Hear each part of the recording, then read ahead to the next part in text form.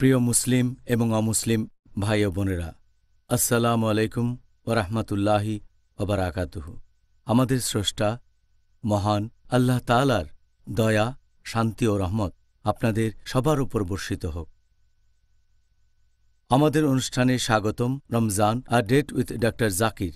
আমি আপনাদের host Yusuf chambers. আর আজকে আমাদের অনুষ্ঠানের আলোচনার টপিক যাকাত পর্ব 2। ডক্টর জাকির, আসসালামু আলাইকুম ওয়া রাহমাতুল্লাহি ওয়া বারাকাতুহু। ওয়ালাইকুম আসসালাম রহমতুল্লাহ বারাকাতুহু। ডক্টর জাকির, গত পর্বেও আমরা এই যাকাত নিয়ে আলোচনা করেছিলাম, আর আজকে আমি আপনার কাছে প্রথমেই যেটা জানতে চাই, যদি কোনো লোকের দোকানে বেশ কিছু মালপত্র থাকে, তাহলে তাকে কি যাকাত দিতে হবে সব মালপত্রের উপরে নাকি কিছু মালপত্রের উপর? আলহামদুলিল্লাহ, ওয়াসসালাতু ওয়াসসালাম আলা রাসূলিল্লাহ ওয়া আলা আলিহি ওয়া সাহবিহি আজমাইন, আম্মা বাদ। আউযু বিল্লাহি মিনাশ শাইতানির রাজীম। বিসমিল্লাহির রহমানির রহিম। রব্বি ইশরাহ লি সাদরি ওয়া ইয়াসসির লি আমরি ওয়াহলুল উকদাতাম মিন লিসানি ইয়াফকাহু কাওলি। যদি দোকানের মালপত্রের উপর যাকাত দেওয়ার কথা বলেন, সব ধরনের পণ্যদ্রব্য, ব্যবসার কাজে যেগুলো কেনা হয় অথবা বিক্রি করা হয়, হতে পারে কোনো সম্পদ, জমি, অথবা হতে পারে পশু, ফলমূল, যন্ত্রপাতি, স্টেশনারি, খাবার দাবার ইত্যাদি, এই সব কিছুর জন্য যাকাত দিতে হবে। আর যেসব পণ্যদ্রব্য থাকে কোনো মুদি দোকানে, যে জিনিসগুলো কেনাবেচা করার জন্য, সে দ্রব্যের একটা তালিকা থাকবে, সব কিছু লেখা থাকবে। আর এই পণ্যদ্রব্যের হিসাব নেওয়া হবে প্রতি বছর একবার। যেগুলো কেনাবেচা করার জন্য, হতে পারে সেটা গাড়ি, চেয়ার টেবিল ইত্যাদি, সব কিছু লেখা থাকবে। আর এখানে আপনাকে যাকাত দিতে হবে 2.5%। সেই দোকানে যা কিছু আছে কেনাবেচার জন্য, পাশাপাশি যত টাকা লাভ করেছে বছরের শেষে, যে পরিমাণটা থাকে, এই হিসাবটা লিখে রাখতে হবে। আর এখানে আপনাকে যাকাত দিতে হবে 2.5%। শুধুমাত্র সেই দোকানের জমিটা বাদে। আর ফার্নিচার, যাতায়াতের ব্যবস্থা করা গাড়ি, এই জিনিসগুলোর ক্ষেত্রে যাকাত দিতে হবে না। এ বাদে সব পণ্যদ্রব্যের উপরে আপনাকে যাকাত দিতে হবে। আচ্ছা, আপনাকে অনেক ধন্যবাদ। এখন কাগজের নোটের কথা যদি বলি, টাকা, এখানে যাকাতের পরিমাণটা কিভাবে করা হয়? কাগজের নোটের কথা যদি বলেন, এটাকে স্বর্ণ বা রৌপ্যের সাথে বিনিময় করা যায়। প্রথমে দেখতে হবে সঞ্চয় হিসেবে কি পরিমাণ কাগজের নোট আছে, এটাও বদলাতে পারে। আমরা হিসেব করে দেখতে পারি যে কি পরিমাণ কাগজের নোট আছে, সেটা নিসাব লেভেল অতিক্রম করে কিনা। হয় সেটা স্বর্ণের দাম ধরে, মানে 85 গ্রাম স্বর্ণ, অথবা রৌপ্যের যে নিসাব লেভেল, তার মানে 595 গ্রাম রৌপ্য। এখানে বের করতে হবে যে 85 গ্রাম স্বর্ণের দাম কত টাকা আপনাদের দেশের টাকার হিসেবে, অথবা 595 গ্রাম রৌপ্যের দাম আপনার দেশের টাকার হিসেবে। এ ব্যাপারে মতভেদ আছে যে কোনটাকে নিসাব ধরা হবে। নিসাব ধরা হবে কি স্বর্ণ দিয়ে নাকি রৌপ্য দিয়ে। বেশ কিছু ফুকাহা বলেন যে সবচেয়ে কমটা ধরতে হবে, যাতে করে লোকজন যাকাত দিতে পারে, অবশ্যই নিসাব লেভেলও কম। আর কিছু ফুকাহা বলেন যে সবচেয়ে বেশিটা ধরতে হবে নিসাব, যাতে করে গরিব লোকজনের উপকার হয়, আর নিসাবের লেভেলটা না পৌঁছালে যাকাত দিতে হবে না। আবার কিছু ফুকাহা বলেন, যেহেতু আগেকার দিনে বিনিময়ের মাধ্যম হিসেবে রৌপ্য ব্যবহার হতো, রৌপ্যের নিসাব লেভেল বের করেন আপনারা, তারপর দেখেন আপনার দেশের টাকার হিসেবে 595 গ্রাম রৌপ্যের দাম কত হবে। এটা কম ব্যবহার করা হয়। তবে আপনি যদি আরও নিশ্চিত হতে চান, নিসাবের সবচেয়ে কম লেভেলটা ধরবেন। হতে পারে রৌপ্য, এখনকার দিনে রৌপ্যের দাম 595 গ্রাম রৌপ্যের দাম 85 গ্রাম স্বর্ণের চেয়ে অনেক কম। আমাদের দেখতে হবে বর্তমান বাজার দর কত। ধরেন নির্দিষ্ট কোনো একটা যাকাত দেওয়ার পরিমাণ হিসেব করছেন, হতে পারে প্রথম রমজানের দিন বা এরকম। আমাদের বের করতে হবে যে 595 গ্রাম রৌপ্যের দাম কত, অথবা 85 গ্রাম স্বর্ণের দাম সেই সময়। এখনকার দিনে ভারতে 1 গ্রাম স্বর্ণের দাম হচ্ছে আনুমানিক 900 টাকা। এটা সমান হবে 22 অথবা 23 ডলারের মতো 1 গ্রাম স্বর্ণের দাম। স্বর্ণ আর রৌপ্যের বাজার দর এটা এক এক দেশে এক এক রকম হয়। ভারতে এই দামটা একরকম, দুবাইতে আবার একরকম, আমেরিকা আর একরকম, ইংল্যান্ডে আর একরকম। আর মুদ্রার মানও ওঠানামা করে থাকে। আমাদের দেশে এই ভারতে আনুমানিক 1 গ্রাম স্বর্ণের দাম প্রায় 900 টাকা, তার মানে 22 বা 23 ডলারের মতো। তার মানে 85 গ্রাম স্বর্ণ নিসাব লেভেল সেটা হবে 76,500 টাকা আনুমানিক। ডলারে ধরলে হবে প্রায় 1900 ডলার। যদি রৌপ্যের নিসাব লেভেল বের করেন তাহলে 1 কেজি রৌপ্যের আনুমানিকভাবে ভারতে দাম 18,000 টাকা হবে, তার মানে 450 ডলার। আর 595 গ্রাম রৌপ্য, এটার দাম আনুমানিক 10,710 টাকা। ডলারের হিসেব করলে সেটা হবে 268 ডলার আনুমানিক।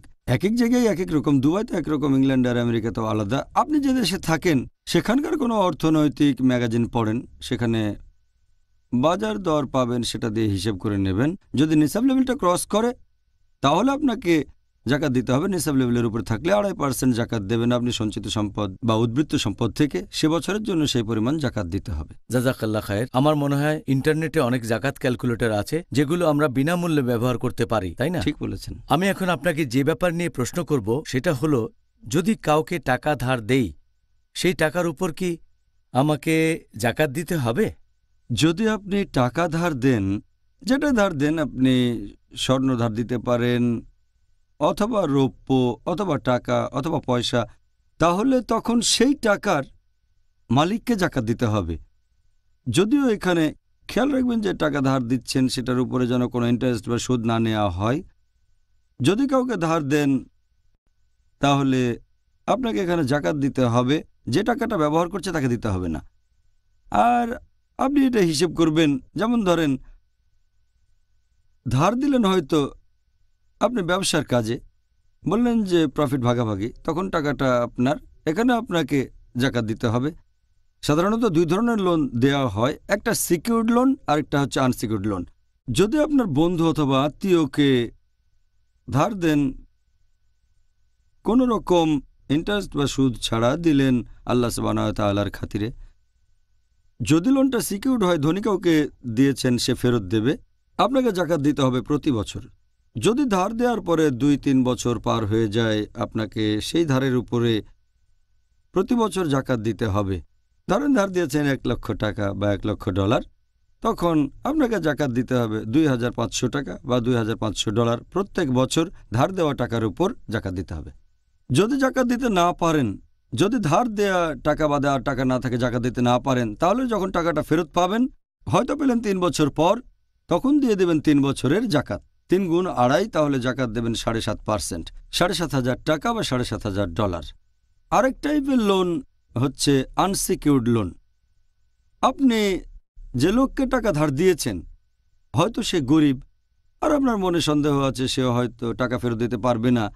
যদি আনসিকিউরড লোন হয় আর মনে করছেন যে টাকাটা আর কখনো ফেরত পাবেন না, যদি না দিতে চান তাহলে প্রতি বছর দিতে হবে না।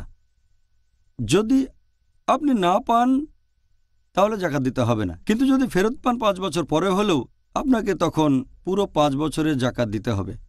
যদি 5 বছরের জাকাত হয় তাহলে 5 গুণ 2.5, তার মানে 12.5%।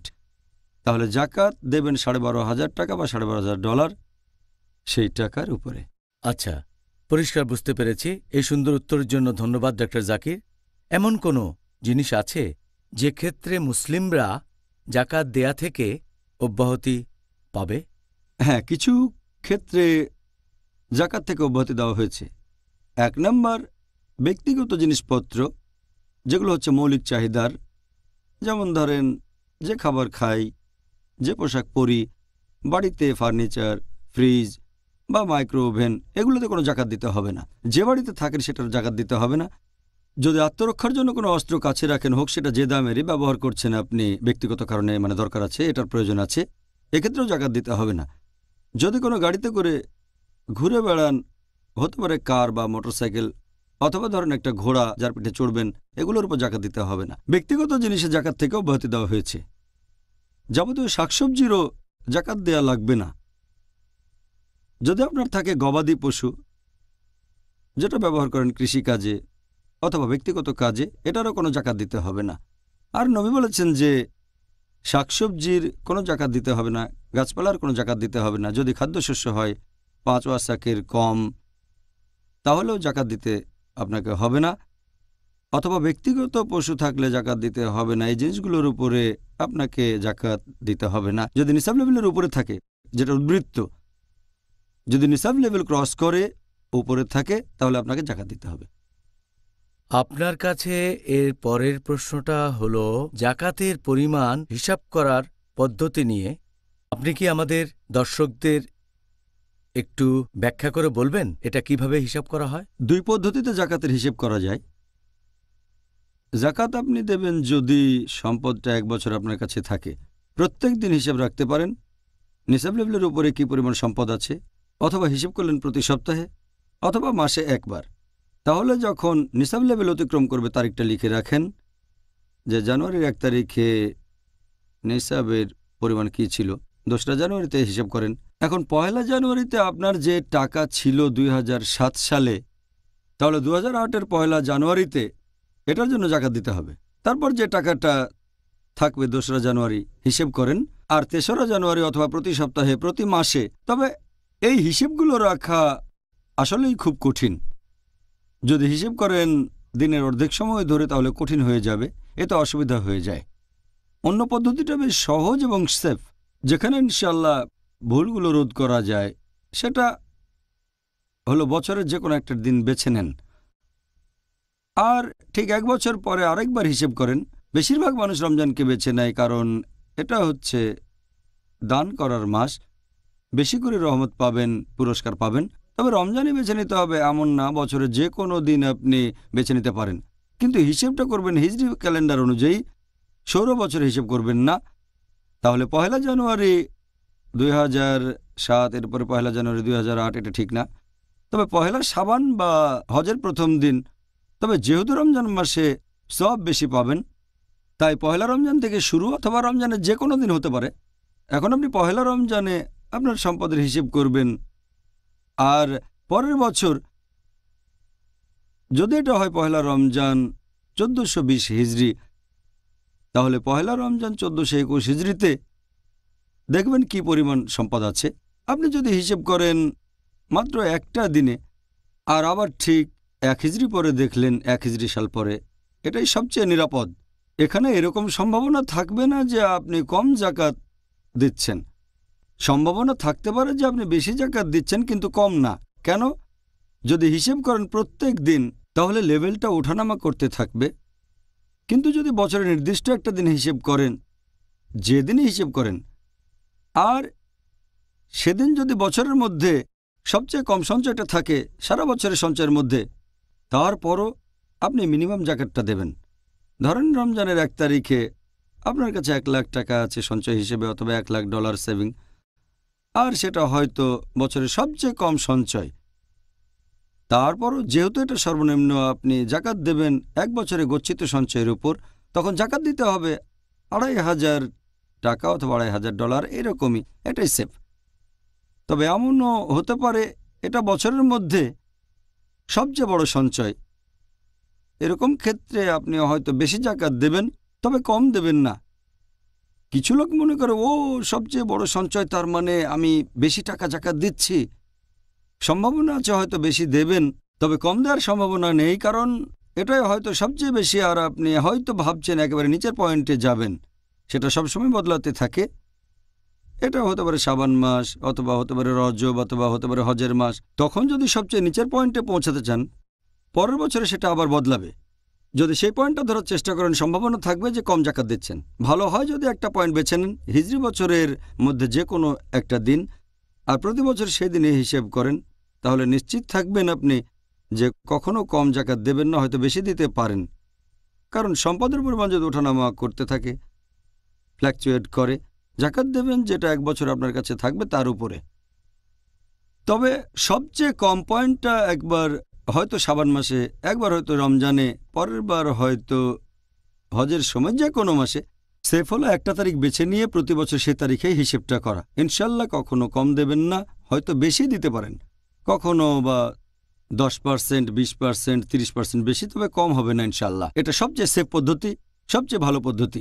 আপনি বছরের যে কোনো দিনটাই বেছে নেন, তখন যাবতীয় সঞ্চয়ের হিসেব করবেন। হতে পারে টাকা, আপনার ব্যাংক ব্যালেন্স কত, কি পরিমাণ স্বর্ণ আছে, হতে পারে কোনো অলংকার, আপনার যে স্টক আছে, হতে পারে শেয়ার বা কোনো ইনভেস্টমেন্ট, এই সব হিসেব করবেন, প্লাস ব্যবসা, হয়তো শেয়ার কেনাবেচা করছেন, সব হিসেব করবেন। যদি কারো কাছে কোনো কিছু পাওনা থাকে, আপনাকে সেটার হিসাব করতে হবে, কারণ হয়তো কয়েকদিন পরে সেটা পাবেন, সেটা তো আপনার সম্পদ। অথবা কাউকে কিছু ধার দিলে সেটাও হিসেব করতে হবে। তবে আপনাকে যদি কেউ টাকা দেয়, তাহলে সেটা বিয়োগ করে হিসেব করতে হবে। যেমন ধরেন, আপনি হয়তো লোন করেছেন $1,00,000 বা $1,00,000, আর সে সময় $5,00,000 আছে আপনার বাসায় নগদ টাকা, অথবা ব্যাংকে আছে শেয়ার ইত্যাদি। এখানে 5 লক্ষ থেকে 1 লক্ষ আপনাকে বিয়োগ করতে হবে, আপনাকে জাকাত দিতে হবে 4 লক্ষ টাকার উপর। আবার ধরেন আছে $5,00,000, আর আপনি অন্য কাউকে ধার দিয়েছেন $2 লক্ষ। পণ্যদ্রব্য বিক্রি করে আপনি হয়তো 1 লক্ষ টাকা পেয়েছেন। 5 লক্ষ যোগ 2 লক্ষ যোগ 1 লক্ষ টাকা, আপনাকে জাকাত দিতে হবে 8 লাখের উপরে। এসব কিছু হিসেব করতে হবে, বছরের নির্দিষ্ট একটা দিনে হিসেব করবেন, তারপরে সেটার উপরে 2.5% জাকাত দেবেন। এবারে আপনার কাছে আমার প্রশ্ন, ধরেন একজন লোক যে দুর্ভাগ্যজনকভাবে বেশ খানিকটা কৃপণ স্বভাবের, আর সেই কারণে সে কাউকে জাকাত দিতে চায় না, এরকম লোকের উদ্দেশ্যে আপনি কি উপদেশ দেবেন? এমনিতে লোকটা আর্থিক অবস্থা খুব ভালো, কিন্তু তার কৃপণতার কারণে সে এই বাধ্যতামূলক জাকাত দিতে রাজি থাকে না। এমন লোককে আপনি কি পরামর্শ দেবেন? পবিত্র কোরআনে অনেক আয়াত আছে, সহিহ হাদিসও আছে, এগুলো শোনাতে পারেন সেই কৃপণ লোককে যারা জাকাত দিতে চায় না, তাদের জাকাতে উৎসাহিত করতে পারেন। আল্লাহ পবিত্র কোরআনে বলেছেন, সূরা ফজর অধ্যায় নম্বর ৭৯ আয়াত নম্বর ২০, এবং তোমরা ধন সম্পদ ভালোবাসো, অতিশয় ভালোবাসো। এখানে তাদের কথা বলছেন যারা কৃপণ। এছাড়াও আল্লাহ বলেছেন পবিত্র কোরআনে সূরা আদিয়াত অধ্যায় নম্বর ১০০ আয়াত নম্বর ৮, যে এবং অবশ্যই সে ধন সম্পদের আসক্তিতে প্রবল। এখানে বলা হচ্ছে তাদের কথা যারা ধন সম্পদ বেশি ভালোবাসে, সম্পদের জন্য মরতেও রাজি থাকে। আল্লাহ এই লোকগুলোকে সতর্ক করে দিচ্ছেন। আল্লাহ বলেছেন সূরা তাগাবুন অধ্যায় নম্বর ৬৪ আয়াত নম্বর ১৫, যে তোমাদের সম্পদ এবং সন্তান তোমাদের জন্য পরীক্ষা, তোমাদের জন্য টেস্ট। আল্লাহ বলেছেন তোমরা যে জিনিসগুলো খুব ভালোবাসো সেগুলো তোমাদের জন্য পরীক্ষা। একটা হাদিস আছে তিরমিজিতে, হাদিস নাম্বার 2336, আমাদের প্রিয় নবী বলেছেন যে প্রত্যেক উম্মতকে কিছু একটা দিয়ে পরীক্ষা করা হবে। আমার উম্মতকে পরীক্ষা করা হবে সম্পদ দিয়ে। নবীর উম্মতদের জন্য সম্পদ হচ্ছে পরীক্ষা। আল্লাহ সুবহানাহু ওয়া তাআলা কোরআনে একটা উদাহরণ দিয়েছেন, সূরা কালাম অধ্যায় নম্বর ৬৮ আয়াত ১৭ থেকে ৩৩। আল্লাহ দিয়েছেন এখানে একটা লোকের বর্ণনা। সেই লোকের ছিল খুব সুন্দর একটা বাগান, এবং সেই লোক ছিল খুবই পরোপকারী। বাগান থেকে যা উপার্জন করত সে তা থেকে তার পরিবারের জন্য খরচ করত, আর বাগানে দেখাশোনা করত, আর বাকি টাকা পুরোটাই দান করে দিত। এভাবে সে অনেক দিন কাটালো। লোকটা মারা গেলে তার ছেলেমেয়েরা বলল যে আমাদের বাবা কি বোকা ছিলেন, তিনি সব কিছু দান করে দিতেন। তখন ঠিক করল যে তারা যেসব ফলমূল পাবে, যাই ফলুক, তারা সেই জিনিসগুলো রাতের বেলায় বাসায় নিয়ে যাবে। ছেলেমেয়েরা ঠিক করল কেউ ব্যাপারটা জানতে পারবে না। তারপর বাগানের গাছে যখন ফল ধরল, তারপরে তারা যখন বাগানে আসলো সব কিছু ধ্বংস হয়ে গেছে। তাদের পুরো বাগানটা একেবারে লণ্ডভণ্ড হয়ে গেছে, শুধুমাত্র তাদের বাগানেরই ক্ষতি হয়েছে। আর এখানে কোরআন বলছে সূরা কালাম অধ্যায় নম্বর ৬৮ আয়াত নম্বর ৩১, আমরা ছিলাম সীমালঙ্ঘনকারী। আল্লাহ তাআলা এর পরের আয়াতে বলেছেন সূরা কালাম অধ্যায় ৬৮ আয়াত ৩৩, যে এই লোকদের জন্য এটা হলো এই দুনিয়ার শাস্তি, আর আখিরাতের শাস্তি আরও কঠিন। যারা সম্পদ খুব ভালোবাসে আর যারা খুব কৃপণ, তারা এই দুনিয়ায় শাস্তি পাবে, আর আখিরাতে আরও বেশি কঠিন শাস্তি পাবে। যেসব লোক কৃপণ আর জাকাত দিতে চায় না, আসলে জাকাত হচ্ছে শুদ্ধতার জন্য। আপনার মধ্যে যে অশুদ্ধতা আছে তা দূর হয়ে যাবে। আর সম্পদ যদি বাড়াতে চান, আমাদের নবী বলেছেন, এটা আগে বলেছি, যে দান করলে তোমাদের সম্পদ কমে যায় না। আল্লাহ পবিত্র কোরআনে বলেছেন সূরা লায়েল অধ্যায় নম্বর ৯২ আয়াত নম্বর ৮ থেকে ১১, যে সেই লোকগুলো যারা হচ্ছে কৃপণ আর মনে করে যে তারা স্বয়ং সম্পূর্ণ, আল্লাহ সুবহানাহু ওয়া তাআলা তাদের জন্য কৃপণতার পথ সুগম করে দেন, কিন্তু সেই সম্পদ তাদের কোনো কাজে আসবে না এবং তারা সবাই ধ্বংস হয়ে যাবে। কৃপণ মানুষগুলো ভাবে এই সম্পদ তাদের জন্য যথেষ্ট, তবে তারা সবাই ধ্বংস হয়ে যাবে। আল্লাহ পবিত্র কোরআনে বলেছেন সূরা আলে ইমরান অধ্যায় নম্বর 3 আয়াত নম্বর 180 যে আল্লাহ তাদের যা দিয়েছেন সেটা তারা কৃপণতা করে আগলে রাখে আর ভাবে এতে তাদের জন্য ভালো। সত্যি বলতে এটা তাদের জন্য ক্ষতিকর। আর রোজ কিয়ামতের দিনে, শেষ বিচারের দিনে এই সম্পদ হবে তাদের গলার বেড়ি এবং এটা তাদের জন্য ক্ষতিকর। তাই আমাদেরকে মনে রাখতে হবে যে যাকাত আমাদের সম্পদ বাড়িয়ে দেবে, আর যাকাত দেবেন সম্পদের প্রতি ভালোবাসা কমানোর জন্য।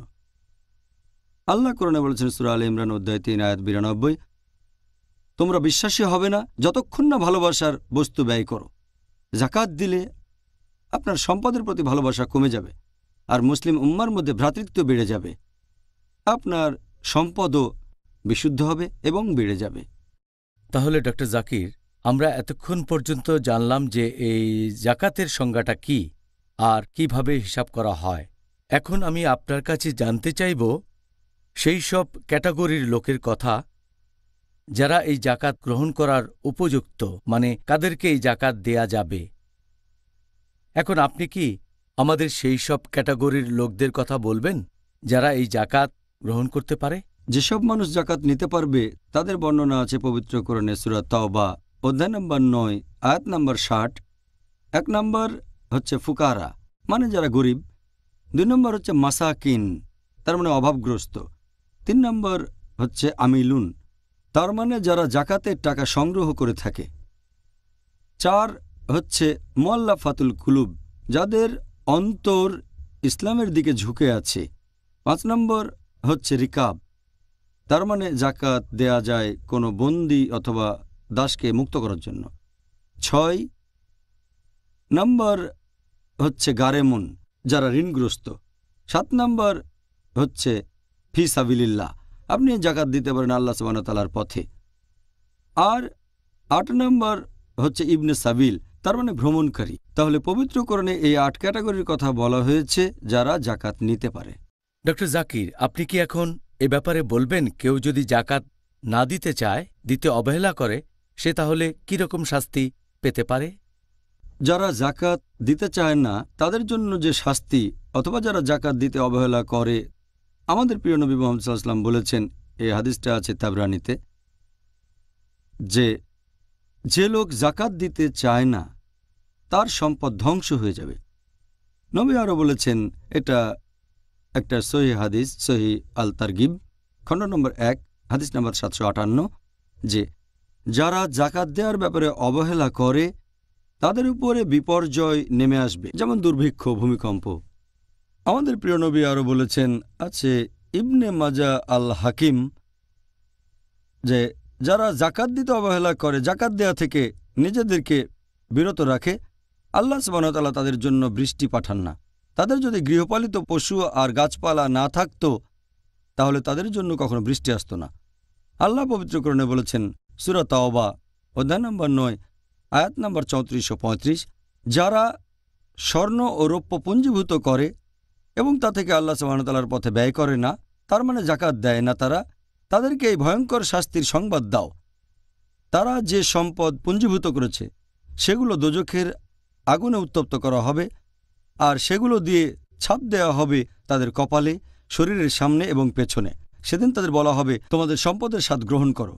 আমাদের প্রিয় নবী মুহাম্মদ সাল্লাল্লাহু আলাইহি ওয়াসাল্লাম বলেছেন, এই হাদিসটা উল্লেখ করা হয়েছে সহিহ বুখারীতে, বুক অব জাকাত খণ্ড নম্বর 2 হাদিস নম্বর 1403, যে সেই মানুষগুলো যারা জাকাত প্রদান করে না, তাহলে শেষ বিচারের দিনে যে সম্পদ তারা দুনিয়ায় জমিয়েছিল, যেগুলোর উপরে কোনো জাকাত দেয়নি, সেগুলো তখন হয়ে যাবে একটা সাপ, খুব বড় একটা সাপ, খুব বিষাক্ত একটা পুরুষ সাপ, যার দু চোখের মাঝে একটা চিহ্ন থাকবে।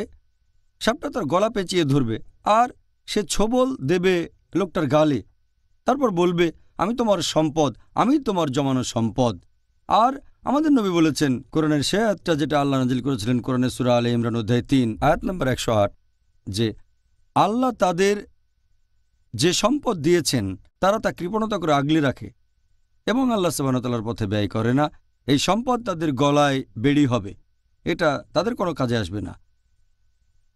তাহলে কেউ জাকাত দিতে না চাইলে তার শাস্তি হচ্ছে এই। এছাড়াও আমাদের নবী বলেছেন, এটা আছে সহিহ মুসলিমে, খণ্ড নম্বর 2, বুক অব জাকাত, হাদিস নাম্বার 2161।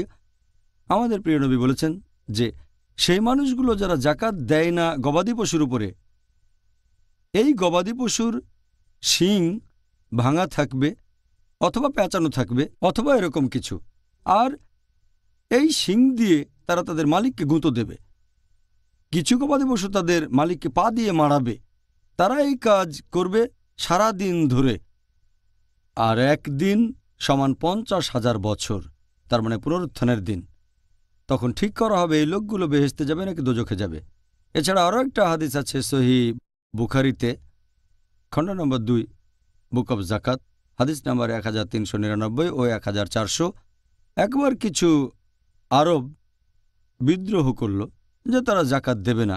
হযরত আবু বকর রাদিয়াল্লাহু আনহু বললেন, এই সকল আরবরা, মুসলিমরা যারা জাকাত দিতে চায় না, আমি তাদের বিরুদ্ধে যুদ্ধ ঘোষণা করব। তখন হযরত উমর রাদিয়াল্লাহু আনহু বললেন যে এদের বিরুদ্ধে কিভাবে যুদ্ধ করবেন, কারণ নবী মুহাম্মদ সাল্লাল্লাহু আলাইহি সাল্লাম বলেছেন তাদের বিরুদ্ধে যুদ্ধ ঘোষণা করো যারা আল্লাহর ইবাদত করে না, যারা লা ইলাহা ইল্লাল্লাহ মুহাম্মাদুর রাসূলুল্লাহ বলে না। তখন হযরত আবু বকর বললেন, এই লোকগুলো তো আইন ভঙ্গ করছে। যদি কেউ জাকাত আর নামাজ নিয়ে আপত্তি করে, এগুলো ফরজ, আর তারা জাকাত দেয় না, এমনকি একটা ভেড়ার বাচ্চাও তারা জাকাত হিসেবে দেয় না। নবী যখন ছিলেন তখন জাকাত দিত তারা, আর এখন জাকাত দিতে চাচ্ছে না, তিনি তাদের বিরুদ্ধে যুদ্ধ করবেন। তখন হযরত উমর রাদিয়াল্লাহু আনহু বললেন যে আল্লাহ সুবহানাহু ওয়া তাআলা হযরত আবু বকরের অন্তর খুলে দিয়েছেন, আল্লাহ তাকে শান্তিতে রাখুন, তিনি যে সিদ্ধান্ত নিয়েছেন তা সঠিক। তাহলে জাকাত না দিলে অনেক বড় শাস্তি পেতে হবে। আল্লাহ সুবহানাহু ওয়া তাআলা আমাদের রক্ষা করেন, আমরা যেন ঠিকমতো জাকাত দেই আর তাদের দলে না থাকি যারা জাকাত না দেওয়ার জন্য শাস্তি পাবে। আমিন। ডক্টর জাকির, আপনি একটু আগেই 2টা শব্দ উচ্চারণ করলেন, যেগুলো হলো ফুকারা আর মাসাকিন। এই 2টি শব্দ কি একটু ব্যাখ্যা করে বলবেন? ফুকারা শব্দটার অর্থ হচ্ছে একজন গরিব লোক। সে লোকটা যথেষ্ট টাকা বা সম্পদ নেই যেটা দিয়ে মৌলিক চাহিদা পূরণ করতে পারে, সে চাহিদাটা মেটাতে পারে না, যেমন খাবার, ঘরবাড়ি, পোশাক, ফার্নিচার ইত্যাদি। এরপর যদি মাসাকিনের কথা বলেন, অভাবগ্রস্ত একজন লোক, তার কিছু চাহিদা পূরণ হয়েছে আর কিছু হয়তো হয়নি, সে হয়তো অনেক গরিব অথবা অল্প গরিব।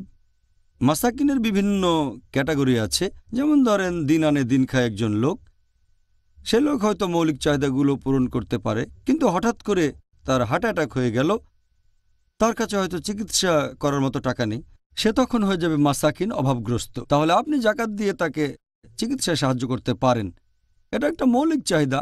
আর আমাদের প্রিয় নবী মুহাম্মদ সাল্লাল্লাহু আলাইহি সাল্লাম বলেছেন, এটার উল্লেখ আছে সহিহ বুখারীতে, খণ্ড নম্বর 2, বুক অব জাকাত, হাদিস নাম্বার 1395। নবী বলেছেন যে জাকাত দাও তোমার সম্পদের উপর, সম্পদের উপর মানে নিসাব লেভেলের উপর থাকতে হবে, আর ধনীদের কাছ থেকে জাকাত নিয়ে সেটা গরিবদের দাও, তার মানে ফুকারাদের। ফুকারা মানে ফকির হলো গরিব যাদের মৌলিক চাহিদা পূরণ করতে পারে না, আর মাসাকিন বা মিসকিন হচ্ছে অভাবগ্রস্ত। এই লোকগুলোর যে চাহিদা, সেই চাহিদাটা জাকাতে পাওয়া টাকা দিয়ে পূরণ করা যায়। আচ্ছা, এভাবে ব্যাখ্যা করে বলার জন্য ধন্যবাদ। পরের প্রশ্ন, ডক্টর জাকির, এমন কোনো অনুমতি কি আছে যে জাকাত আদায় করার দায়িত্বে যে আছে সেই লোক বেতন নেবে তার সংগ্রহ করা জাকাতের টাকা থেকে, যদিও সেই লোক বা কয়েকজন লোক তারা অনেক সম্পদের অধিকারী? আগেই বলেছে যারা জাকাত নেবে তার তৃতীয় ক্যাটাগরিটা হচ্ছে আমিলুন, যারা জাকাতের টাকা সংগ্রহ করে অথবা যে জাকাত বিষয়টা তদারকি করে থাকে, কিভাবে সংগ্রহ করা হচ্ছে, কিভাবে বিলানো হবে। কেউ যদি তার সময়টা ব্যয় করে থাকে জাকাতের টাকা সংগ্রহের কাজে বিভিন্ন মুসলিমের কাছ থেকে, এ ব্যাপারেও খেয়াল রাখে জাকাতের টাকা যেন সঠিক লোকের হাতে পৌঁছায় যারা এই ক্যাটাগরিতে পড়ে।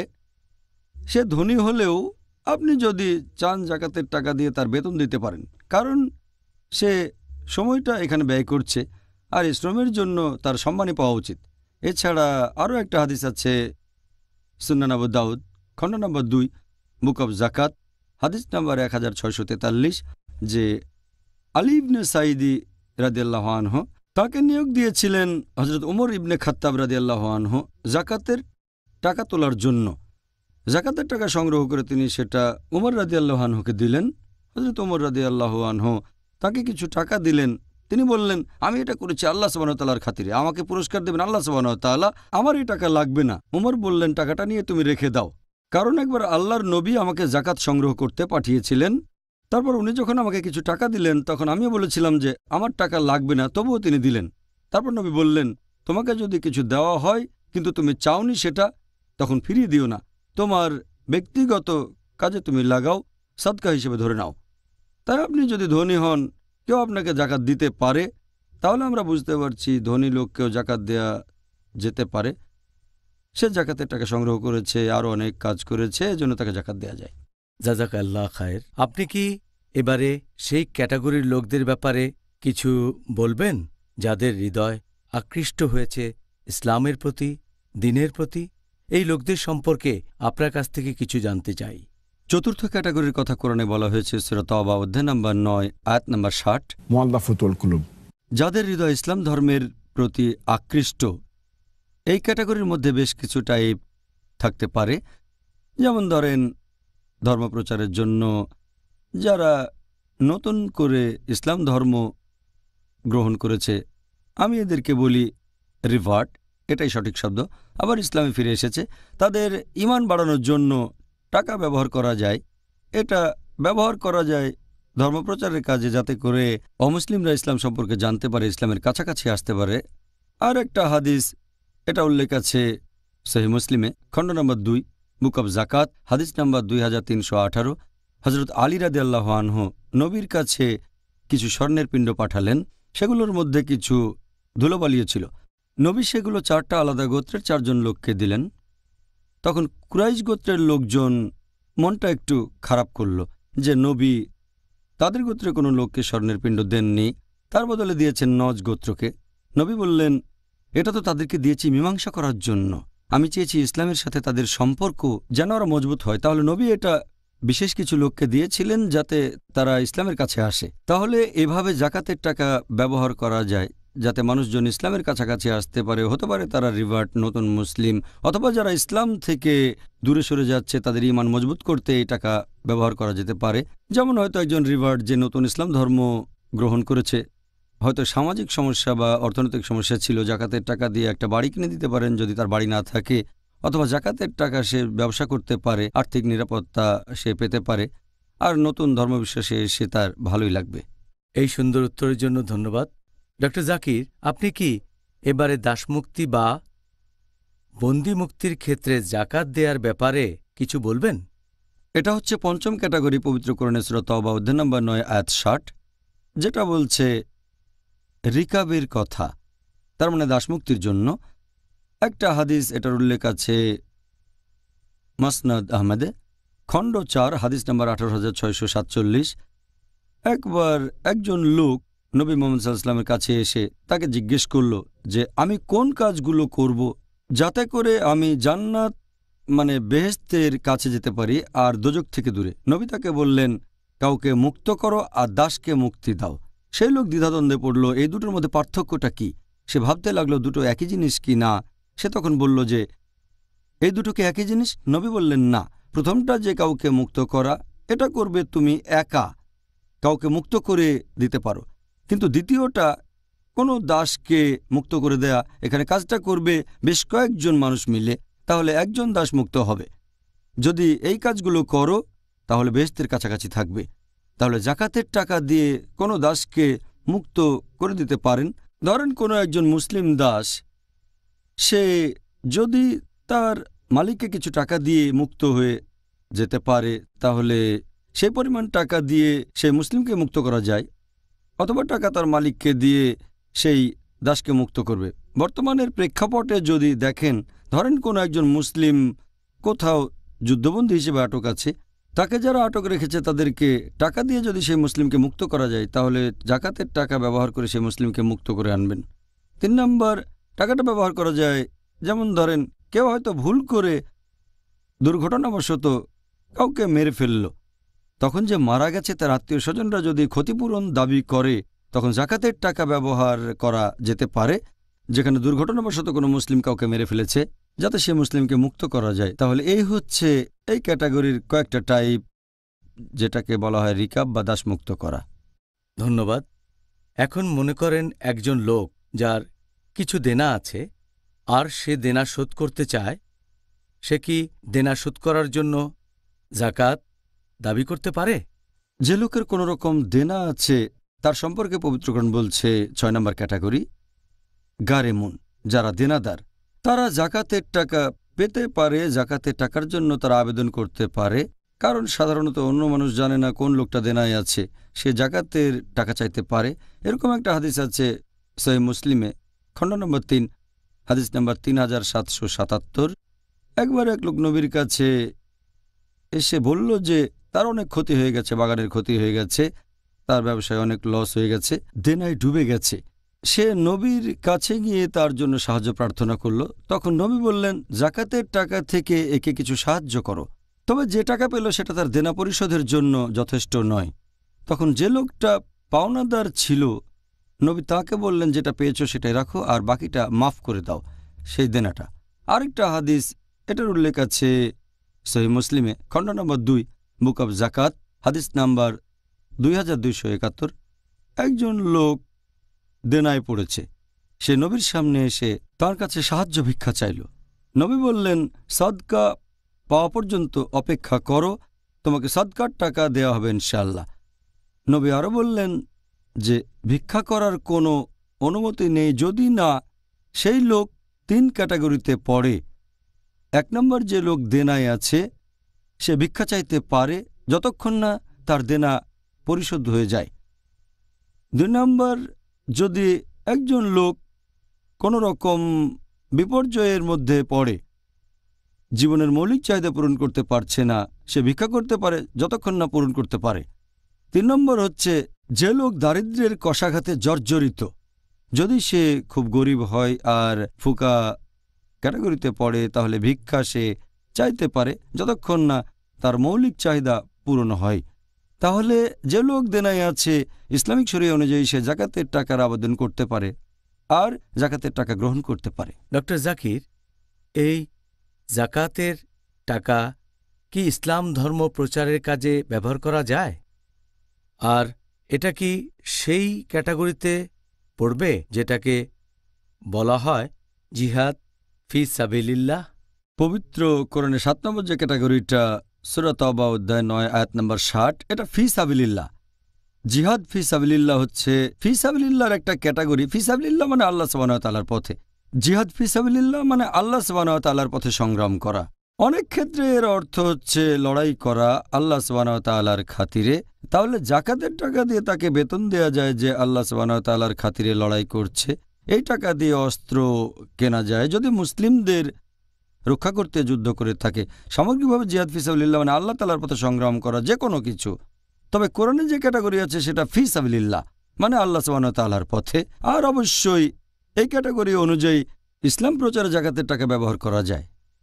যেমন ধরেন, এটা দিয়ে ইসলামী সাহিত্যের বই বিলি করা যেতে পারে, অথবা এই টাকা দিয়ে ইসলামিক কনফারেন্সের আয়োজন করা যেতে পারে, যাতে করে মানুষ আল্লাহর কাছাকাছি আসতে পারে। এই ক্যাটাগরিতে আরও আছে মুআল্লাফাতুল কুলুব, যাদের হৃদয় ইসলাম ধর্মের প্রতি আকৃষ্ট। এছাড়া জাকাতের টাকায় ধর্মপ্রচার করা যায়, যেমন স্যাটেলাইট চ্যানেলে ইসলামী অনুষ্ঠান প্রচার করা।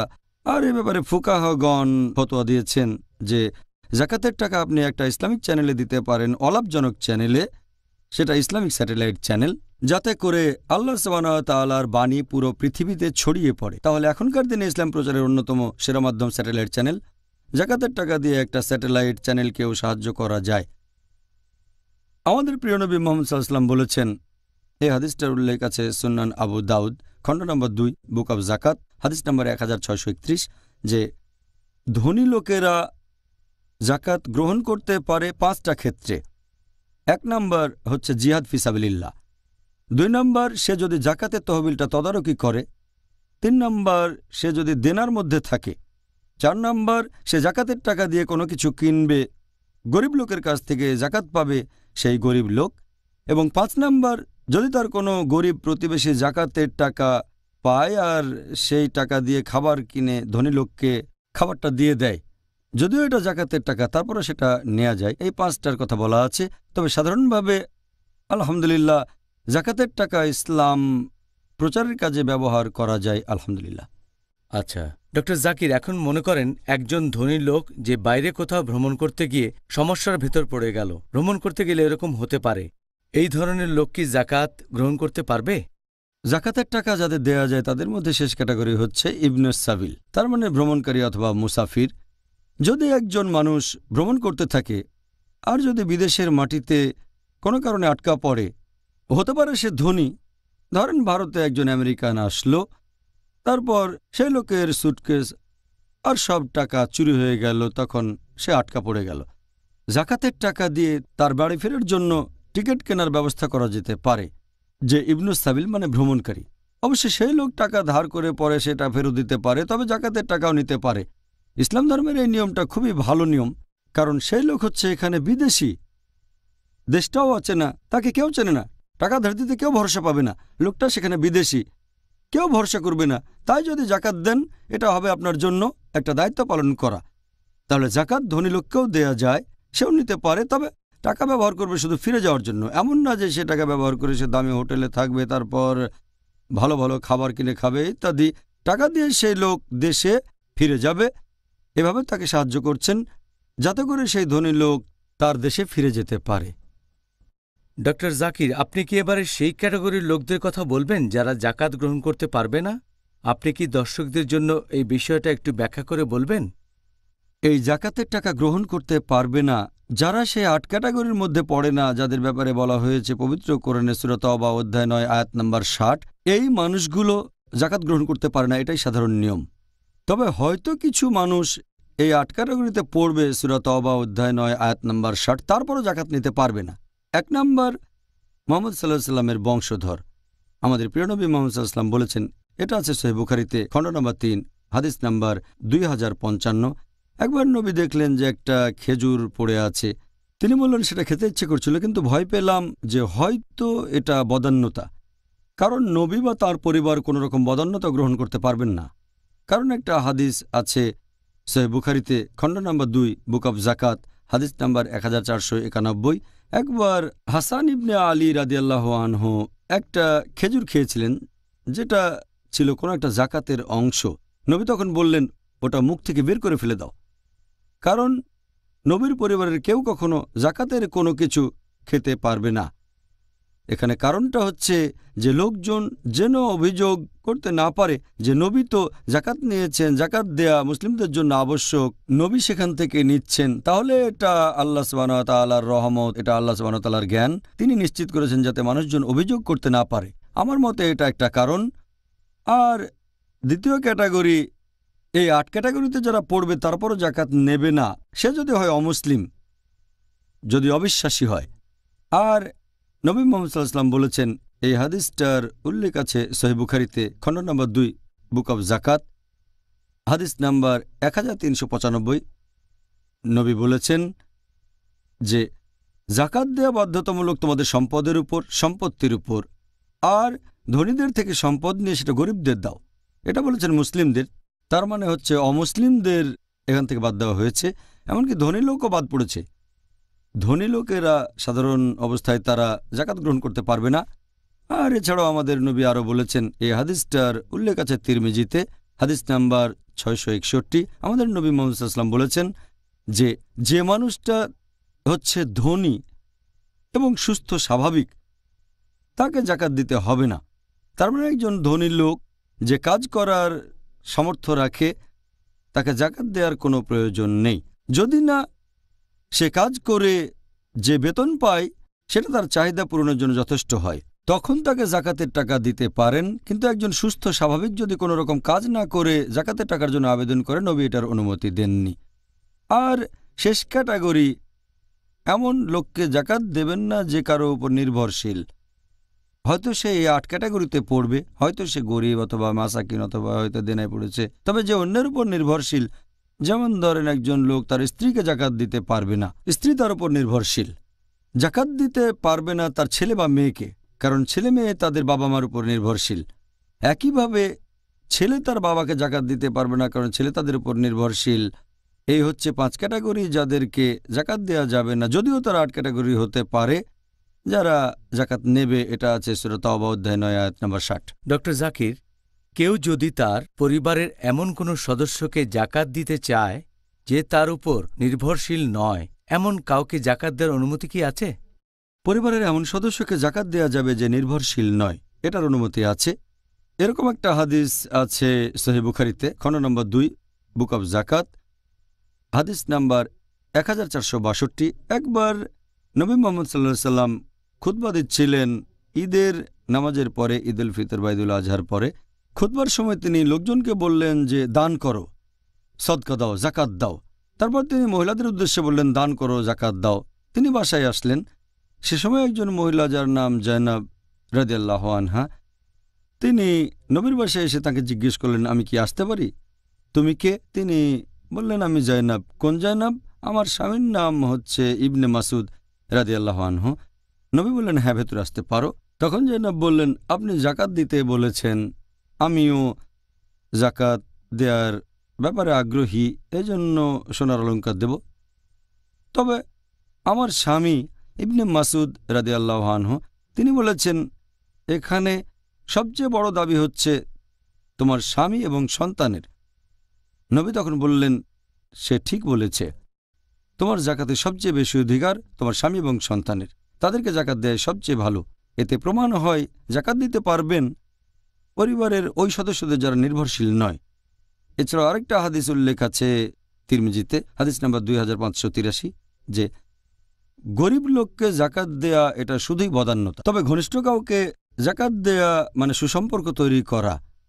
তাহলে একজন লোক তার স্ত্রীকে জাকাত দেবে না, কারণ স্ত্রী এখানে নির্ভরশীল। তবে স্ত্রী চাইলে স্বামীকে জাকাত দিতে পারবে। একইভাবে ছেলে তার মাকে জাকাত দিতে পারে না, কিন্তু মা চাইলে ছেলেকে জাকাত দিতে পারবে, কারণ ছেলে মায়ের উপর নির্ভরশীল নয়। পরিবারের লোকজন সাধারণত টাকার জন্য বাবার উপর নির্ভরশীল। একইভাবে বোন চাইলে তার ভাইকে জাকাত দিতে পারে। আর এখানে যেসব আত্মীয় স্বজন নির্ভরশীল না, তাদেরকে এই 8 ক্যাটাগরির যে কোনো একটাই পড়তে হবে, তাহলে তাদেরকে জাকাত দেওয়া যেতে পারে পরিবারের মধ্যে যারা নির্ভরশীল নয়। জাজাকাল্লাহ খায়ের, অনেক ধন্যবাদ ডক্টর জাকির নায়েক। আপনি আজকে জাকাতের উপর অনেকগুলো প্রশ্নের উত্তর দিলেন। আশা করি আমাদের পিস টিভির দর্শকরা এতে দারুণভাবে উপকৃত হবেন। ভাই ও বোনেরা, আবারও দেখা হবে আগামীকাল একই সময়ে।